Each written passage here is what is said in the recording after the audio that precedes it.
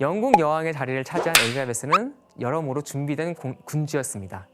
엘리자베스는 자라면서 자기 어머니를 죽인 헨리 8세 밑에서도 살아남아야 했었고, 자기를 종교 때문에 감옥에 가던 언니 밑에서도 살아남아야 했었어요.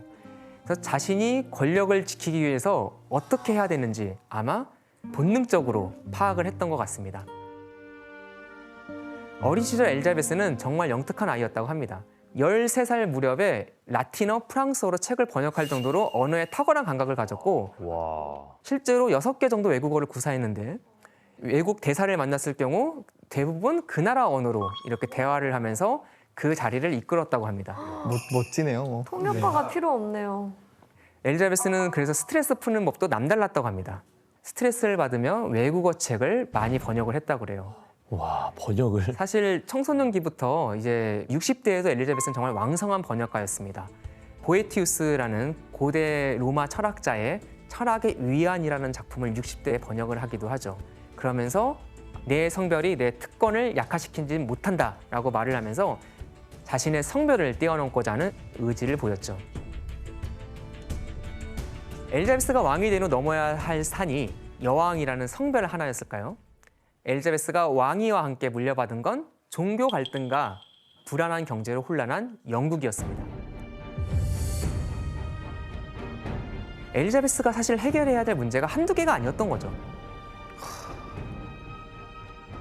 한 신하는 엘리자베스 즉위 당시를 이렇게 회상했다고 합니다. 국고는 고갈되었고 빚에 허덕였다. 백성들은 여러 가지 종교적 견해로 인해 혼란을 겪고 있었다. 게다가 여왕에게는 힘센 친구도 거의 없었고 동맹을 도모할 만한 군주도 없었다. 힘들었네. 상황이 안 좋았네. 하지만 엘리자베스는 여러모로 준비된 군주였습니다. 엘리자베스는 왕이 되고 국민들이 가장 힘들어하는 그 분야의 문제들을 하나하나 해결하려고 노력하고 있었습니다.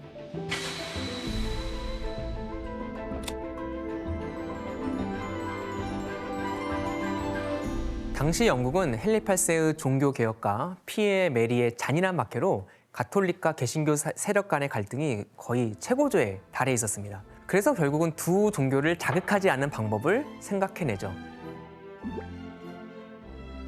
기본적으로 개신교 신학을 바탕으로 한 영국 국교회를 확립했지만 아직 가톨릭이 익숙했던 국민 대다수의 정서를 배려해 가톨릭 의식의 상당 부분은 그대로 남겨두었죠.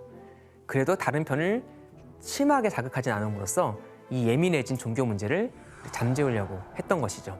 잘 포용을 해준 거네요. 그렇죠. 또 다른 영국의 큰 문제는 엘리자베스가 즉위했을 때쯤에 영국 물가는 몇 배나 폭등했던 상황이었습니다.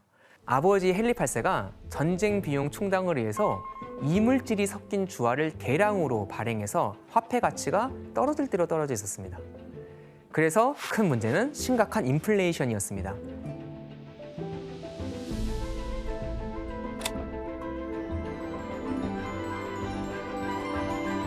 엘리자베스가 이물질이 섞인 화폐를 가져오면 실제 가치에 해당되는 새 화폐로 교환해주는 정책을 피게 됩니다. 그 결과 70만 파운드, 이런 액수의 돈을 악화를 회수할 수가 있었습니다. 사실 인플레이션을 낮추는 더 좋은 방법이 있어요. 뭐냐면 더 물건을 많이 만들어내면 됩니다. 그래서 엘리자베스는 끊임없이 국내 생산을 증가시키기 위해서 애를 썼습니다.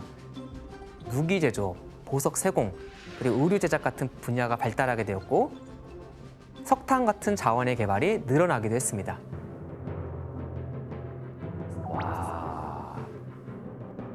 하지만 엘리자베스가 해결해야 될 가장 큰 문제는 여전히 남아 있었습니다. 그러니까 왕으로 즉위한 지 몇 달도 지나지 않았는데 이 일 때문에 영국 국회가 특별히 청원까지 합니다. 청원의 내용을 한번 보시죠.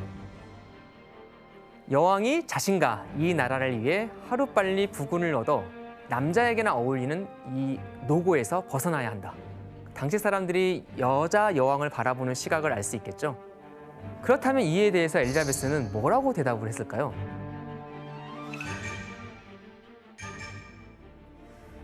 나에게는 이미 잉글랜드라는 남편이 있다. 내게는 자식이 없지만 그대들 모두가 내 자식이고 인척이다. 엘리자베스는 이런 당찬 포부와 함께 결과적으로 끝까지 결혼하지 않고 처녀 여왕으로 남는 길을 택하게 됩니다. 진짜 멋있는데요? 사실 엘리자베스는 그 처녀 여왕 이미지를 통치를 강화하는 정치적인 수단으로 사용한 면도 있습니다.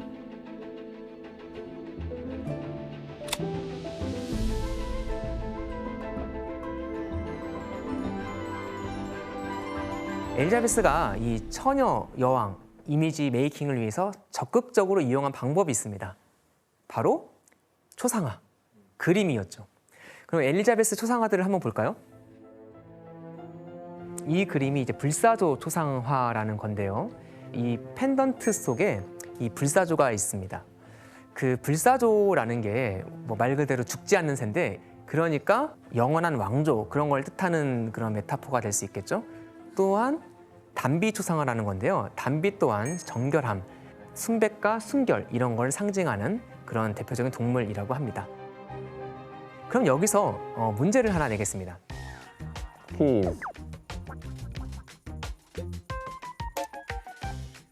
이 작품에서 엘리자베스가 손에 들고 있는 것과 그것이 의미하는 바는 무엇일까? 일단 손에 들고 있는 건 뭡니까? 바구니인가 뭐야? 바구니예요? 모자예요? 뭐지? 이거는 좀 그림으로 좀 보기가 어려우니까 설명해 드릴게요. 이건 채예요, 채. 채. 네. 그러면 이 채가 상징하는 바는 무엇일까요? 채는 뭐 거르는 데 쓰는 거잖아요. 네. 뭘 거르는 거지? 뭘 거르는 것. 거른다는 게 좀 주는 의미, 좀 느낌 있지 않습니까? 네. 아! 정답! 저기 채인데 네. 아무것도 못 빠져나갈 것 같은 느낌이잖아요. 그러니까 남자들은 나를 뭐 통과할 통할 수가 못한다. 없다. 정답. 와. 그 이유는 뭐냐면 남자를 쉽게 받아들이지 않는 처녀 성에 대한 상징이라고 많이 해석이 됩니다. 사실 여기에는 좀 얘기가 있어요. 고대 로마에 투치아라는 신녀가 있었는데 그 신녀가 처녀가 아니라는 모함을 받게 된 거예요.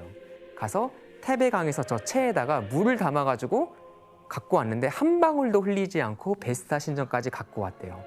그래서 그 뒤로부터 저 채는 처녀가 가진 신비로운 능력을 상징하는 그런 메타포를 가지게 된 거죠. 그리고 이제 또 다른 의미도 있는데 군주의 분별력과 지혜를 상징합니다. 그런 점에서 엘리자베스에겐 꼭 필요한 상징물이라고 볼 수도 있겠죠. 다 의미를 뒀네요. 본인이 그 이미지를 잘 이용을 한 거네요. 하지만 유럽 최고의 신부인 여왕을 남자들이 가만히 둘 리가 없겠죠. 엘리자베스가 자기는 처녀로 살겠다는 말도 공공연하게 하지만 내노라 하는 남자들이 여왕에게 구원을 하고 나섰습니다. 스페인의 왕, 신성노마 제국의 대공들, 스웨덴 국왕, 오스트리아의 대공, 그리고 이반 뇌제라고 러시아의 짜르까지 듣기만 해도 쟁쟁하죠. 하지만 엘리자베스는 결혼을 조건으로 외교를 진행하면서 영국을 보호하는 외교적 수단으로 이 결혼 문제를 사용했던 거죠. 그래서 엘리자베스가 즉위한 뒤 이 수많은 경쟁자 중에서 누가 1번으로 엘리자베스에게 청혼을 했을까요? 펠리페 2세였죠. 맞습니다. 펠리페 2세 기억나시죠? 네. 근데 펠리페 2세가 원래 누구였습니까? 메리 메리. 남편. 예, 메리 남편, 메리의 즉 남편. 자기 형부예요. 어머. 그 이 청혼에 엘리자베스는 뭐라고 그랬을까요? 약간 할 듯 말 듯 밀당했을 것 같아요. 밀당의 기질을 보이죠. 밀당을 사실 명확한 답을 주지 않습니다. 그리고 계속 이 애매한 태도는 다른 신랑감에게도 적용됩니다. 그래서 프랑스랑도 결혼 협상을 하거든요. 프랑스 왕자 2명이랑 10년간 결혼 협상을 질질질 끕니다. 와, 10년간. 프랑스와 10년을 이 문제를 끌었는데 동맹 가능성을 내비치면서 협상을 했는데 이것은 스페인에게 상당히 외교적인 부담으로 다가오게 됐겠죠. 엘리자베스는 이렇게 자신의 약점을 강점으로 만들고 정치에 이용하여 자신의 입지를 굳혀나갔고 혼란스러웠던 영국을 안정시키려고 노력했습니다. 대단하다. 3살도 안 되는 어린 나이에 엄마를 잃고 21살의 나이에 런던 탑에 갇혀 죄인이 되고 모든 고난을 이기고 당당히 여왕 자리에 앉은 엘리자베스 1세. 그런데 엘리자베스 앞에는 일생일대의 위기가 또 기다리고 있었습니다.